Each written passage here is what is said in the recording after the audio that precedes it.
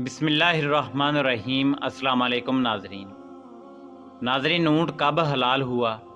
ऊँट का पेशाब क्यों हलाल है? मरे हुए ऊँट को क्यों नहीं छूना चाहिए? क्या ऊँट के पेशाब से इलाज हलाल है, जैसा कि बुखारी और मुस्लिम की हदीस में मिलता है? अगर ऐसा है तो हिंदू कहते हैं कि जब ऊँट का पेशाब हलाल है तो गाय का पेशाब हलाल क्यों नहीं? रसूल कायनात इमामुल अंबिया जनाब मोहम्मद रसूलुल्लाह सल्लल्लाहु अलैहि वसल्लम ने कब, क्यों और किसको ऊँट का पेशाब पीने का हुक्म दिया था? यही हमारी आज की वीडियो का मौजू होगा। और आज हम आपको ऊँट के पेशाब के हवाले से मुस्तनद और मुतबर अहादीस मुबारका के हवालाजात के साथ इंतहाई अहम मालूमात फराहम करेंगे। मगर वीडियो में आगे बढ़ने से पहले अगर आप हमारे चैनल पर नए हैं तो बराए मेहरबानी हमारा channel the Muslim guidance subscribe करें, जहां आपको बिलखसूस इस्लामिक हिस्ट्री और बिलअमूम दुनिया भर की मुनफरद मालूमात पर मबनी वीडियोज़ मिलती रहेंगी। नाज़रीन, रिवायात के मुताबिक कबीला औरैना के कुछ लोग रसूलुल्लाह सल्लल्लाहु अलैहि वसल्लम की खिदमत में मदीना आए। वो लोग एक मर्ज़ में मुब्तला हो गए। रसूलुल्लाह सल्लल्लाहु अलैहि वसल्लम ने उन्हें शहर से दूर सदका और ज़कात यानी बैतुल माल के ऊँटों के दरमियान भेज दिया और वहाँ रहकर उन लोगों को ऊँट का दूध और पेशाब पीने का हुक्म दिया। उन्होंने इस पर अमल किया तो वो सेहत याब हो गए। ये हदीस इमाम बुखारी ने अपनी सही में मुख्तलिफ संदों से कई मुकामात पर रवायत की है। सहीहीन के अलावा ये हदीस सुनन अबू दाऊद, जामे तिरमिज़ी, निसाई, इब्ने माजा, मुस्नद अहमद, बहेकी, तिबरानी और दीगर कई किताबों में मौजूद है। इस बिना पर इसकी सेहत में कोई शुबा नहीं किया जा सकता। नाज़रीन, इस वाक़या की तफसील ये है कि कबीला उक्ल और औरैना के कुछ लोग, जिनकी तादाद 8 बयान की गई है, मदीना मुनव्वरा खिदमत नबवी सल्लल्लाहु अलैहि वसल्लम में हाज़िर हुए। उन्हें सफ़ा मस्जिद नबवी में ठहराया गया। मदीना की आबो हवा उन्हें रास नहीं आई, वो बीमार पड़ गए। बाज़ रिवायात में है कि उनके बदन पहले से लागर थे और वो बीमारी का शिकार थे। मदीना में कुछ दिन क़याम करने से उनकी बीमारी में इजाफ़ा हो गया। रसूल कायनात इमामुल अंबिया जनाब मोहम्मद रसूलुल्लाह सल्लल्लाहु अलैहि वसल्लम ने उन्हें आबादी से बाहर उस जगह भेज दिया जहां बैतुल माल के ऊँट रखे जाते थे। आप सल्लल्लाहु अलैहि वसल्लम ने उन्हें ऊँटों का दूध और पेशाब इस्तेमाल करने की हिदायत फरमाई। चंद दिनों में वो सेहत याब हो गए और उनका मर्ज़ दूर हो गया। नाज़रीन, ये हदीस मुबारका सही बुखारी में 3 मकामात पर मौजूद है। एक मुकाम पर सैयदना अनस रज़ी अल्लाह ताला अन्हो से रवायत है कि हुरैना के कुछ लोगों को मदीना मुनव्वरा की आबो हवा मुवाफ़क़ नहीं आई थी, तो नबी करीम सल्लल्लाहु अलैहि वसल्लम ने उनसे फरमाया कि वो आपके चरवाहे के पास चले जाएं, यानी ऊँटों में, और उनका दूध और पेशाब पिएँ। वो लोग हजूर नबी करीम रऊफ़ रहीम सल्लल्लाहु अलैहि वसल्लम के चरवाहे के पास चले गए और ऊँटों का दूध पिया और पेशाब पिया। जब वो लोग तंदुरुस्त हो गए तो उन्होंने चरवाहे को कत्ल कर दिया और ऊँटों को हाँक कर ले गए। आपको जब इसका इल्म हुआ तो आपने उन्हें तलाश करने के लिए लोगों को भेजा। जब उन्हें लाया गया तो हुजूर सल्लल्लाहु अलैहि वसल्लम के हुक्म से उनके भी हाथ और पाँव काट दिए गए और उनकी आंखों में सलाई फेर दी गई, जैसा कि उन्होंने चरवाहे के साथ किया था। नाज़रीन, वो लोग असल में डाकू और राहज़न थे। वो मदीना में आकर मुसलमान हो गए थे, मगर उनकी असल खसलत कहाँ जाने वाली थी। मौका पाया तो फिर डाका मारा, खून किया और ऊँटों को ले गए, और बतौर क़िसास उन्हें भी सज़ा दी गई।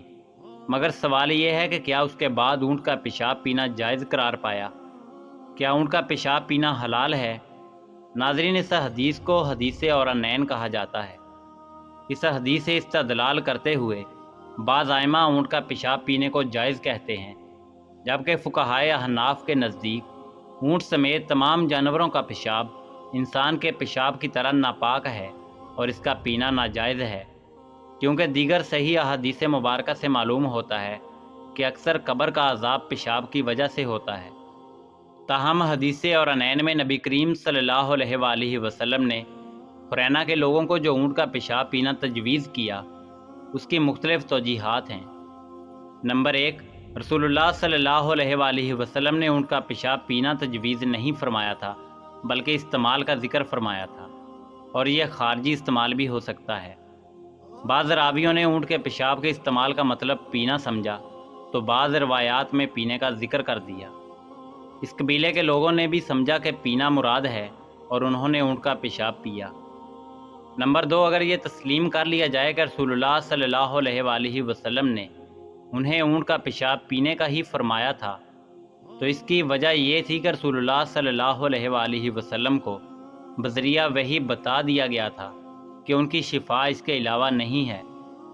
اگر واقعتاً ایسی اضطراری صورتحال پیش آ جائے، یعنی کوئی جائز حلال دوا نہ ہو اور مرض ناقابل برداشت ہو، اور مسلمان دیندار ماہر ڈاکٹر یقینی طور پر کہیں کہ فلاں ناپاک اور ممنوعہ چیز میں شفا یقینی ہے، تو شدید ضرورت کی حالت میں اسے علاج کی گنجائش ہوتی ہے۔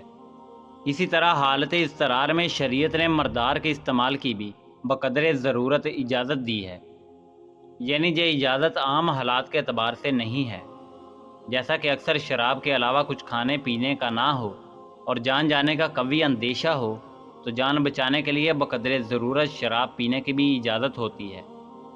ناظرین، رہی یہ بات کہ صرف اونٹ کے پیشاب کے استعمال کی اجازت دینا اور اس کی بنیاد پر بعض ائمہ کے ہاں اونٹ کے پیشاب کا پاک اور قابل استعمال ہونا، تو بحیثیت مسلمان ہمارا یہ عقیدہ ہے کہ جس چیز کو رسول اللہ صلی اللہ علیہ وآلہ وسلم حلال بتائیں وہ حلال ہے، اور جس کو رسول اللہ صلی اللہ علیہ وآلہ وسلم حرام بتائیں وہ حرام ہے۔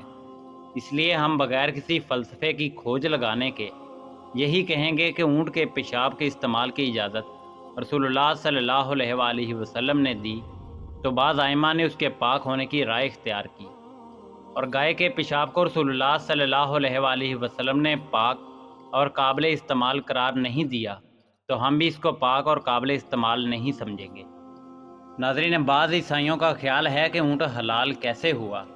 نہ تو اونٹ جگالی کرتا ہے اور نہ ہی اونٹ کے کھر کھلے ہیں۔ اسلام میں اونٹ حلال ہے، حلال ہونے کے لیے کھر کھلا ہونا ضروری نہیں۔ اونٹ کا حلال ہونا متفق علیہ ہے، بہت سی احادیث میں صراحتاً اس کی حلت کا تذکرہ ہے۔ ناظرین، بعض لوگوں کی جانب سے اس حدیث یعنی حدیث اور عینین پر اعتراض شاید اسی وجہ سے کیا گیا ہے کہ رسول اللہ صلی اللہ علیہ وآلہ وسلم نے ان لوگوں کو اونٹنی کا پیشاب پلوایا جو کہ حرام ہے۔ رسول کائنات امام الانبیاء جناب محمد رسول اللہ صلی اللہ علیہ وآلہ وسلم کی پاک باز ہستی سے ایسا حکم و کلام صادر ہونا بعید از عقل ہے۔ اس اعتراض کی دو وجوہات ہیں۔ قرآن مجید میں حلال و حرام سے متعلق ارشاد باری تعالیٰ ہے، تم پر مردار، خون، سور کا گوشت اور ہر وہ چیز جس پر اللہ کے سوا کسی دوسرے کا نام پکارا گیا ہو حرام ہے۔ اور اس کے ساتھ ہی ارشاد باری تعالیٰ ہے، جو شخص مجبور ہو، بھوک کی شدت سے موت کا خوف ہو جائے تو اس پر ان کے کھانے میں کوئی گناہ نہیں، بس وہ حد سے بڑھنے والا اور زیادتی کرنے والا نہ ہو۔ اسی زمن میں اس وقت رسول اللہ صلی اللہ علیہ وآلہ وسلم نے ان لوگوں کی بیماری کی شفا کے لیے ان کو اونٹنی کا پیشاب استعمال کرنے کی ہدایت جاری کی تھی۔ ناظرین، اس حوالے سے حضرت امام ابو حنیفہ رحمۃ اللہ علیہ کا موقف یہ ہے کہ حضور صلی اللہ علیہ وآلہ وسلم نے اللہ رب العزت کے دیے ہوئے علم سے یہ جان لیا تھا کہ ان کو شفا اسی سے ہی مل سکتی ہے۔ اس طرح یہ لوگ مصدر کے حکم میں آتے ہیں، اور مصدر کے لیے نجس چیز کا استعمال جائز ہے۔ اگر کسی انسان کی جان خطرہ میں ہو تو اس کی جان بچانے کے لیے حرام چیز سے علاج کیا جا سکتا ہے۔ اس حدیث میں عمومی حکم نہیں ہے کہ کوئی بھی شخص اونٹ کے پیشاب سے علاج کرے، جیسا کہ بعض لوگوں نے سمجھا ہے، بلکہ یہ ایک خصوصی واقعہ ہے، جس طرح جمہور علماء نے صحیح مسلم میں وارد حدیث کو خصوصی واقعہ قرار دیا ہے، جس میں حضور اکرم صلی اللہ علیہ وآلہ وسلم نے حضرت ابو حذیفہ رضی اللہ تعالیٰ عنہ کی اہلیہ کو حکم دیا تھا کہ وہ حضرت ابو حذیفہ رضی اللہ تعالیٰ عنہ کے غلام حضرت سالم کو دودھ پلا دیں، جس سے دونوں کے درمیان حرمت ثابت ہو جائے۔ حالانکہ قرآن و حدیث کی روشنی میں امت مسلمہ کا اتفاق ہے کہ 2 سال کے بعد دودھ پلانے سے حرمت ثابت نہیں ہوگی، یعنی ماں بیٹے کا رشتہ نہیں بن سکتا، مگر یہ ایک خصوصی طور پر واقعہ تھا۔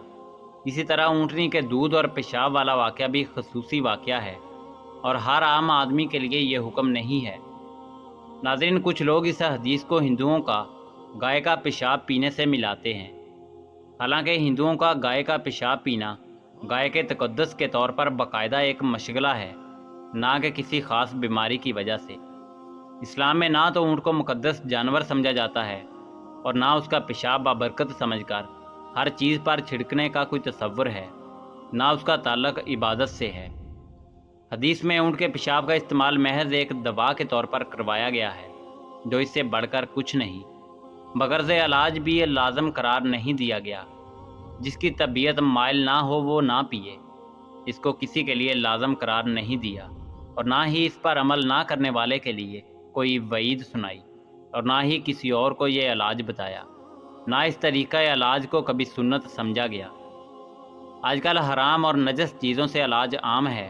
ہزاروں ادویات میں ایسے کیمیکل استعمال ہوتے ہیں جو انتہائی نجس چیزوں سے حاصل کیے جاتے ہیں۔ یہ نہ تو اسلام کی خوبی ہے اور نہ اسلام میں اس کی گنجائش ہے۔ ناظرین، آپ بات کرتے ہیں کہ اونٹ انسان کے لیے خطرناک بھی ہو سکتا ہے، وہ بھی مرنے کے بعد۔ ایک مرا ہوا اونٹ انسان کے لیے بے حد نقصان دہ ہو سکتا ہے، کیونکہ اونٹ کے جسم سے قدرتی طور پر جراثیم کے ساتھ ساتھ کاربن ڈائی آکسائڈ اور میتھین گیس بننے لگتی ہے، جو کہ کسی بھی جاندار کے لیے خطرے کا باعث ہے۔ اس کے علاوہ اگر کوئی انسان مرے ہوئے اونٹ کو ہاتھ لگا لے تو اس کا مدافعتی نظام خراب ہو سکتا ہے، اور ساتھ ہی ان سے جلدی بیماریاں بھی ہو سکتی ہیں۔ اس لیے اگر کبھی کوئی مرا ہوا اونٹ دکھائی دے تو اس کے قریب جانے سے گریز کریں۔ ناظرین، اسی امید کے ساتھ اجازت دیجیے کہ آپ کو ہماری ویڈیو پسند آئی ہوگی۔ ملتے ہیں بہت جلد ایک نئی تاریخی، تحقیقی اور معلوماتی ویڈیو کے ساتھ۔ دیکھتے رہیے دا مسلم گائیڈنس۔ اللہ رب العزت آپ کا حامی و ناصر ہو۔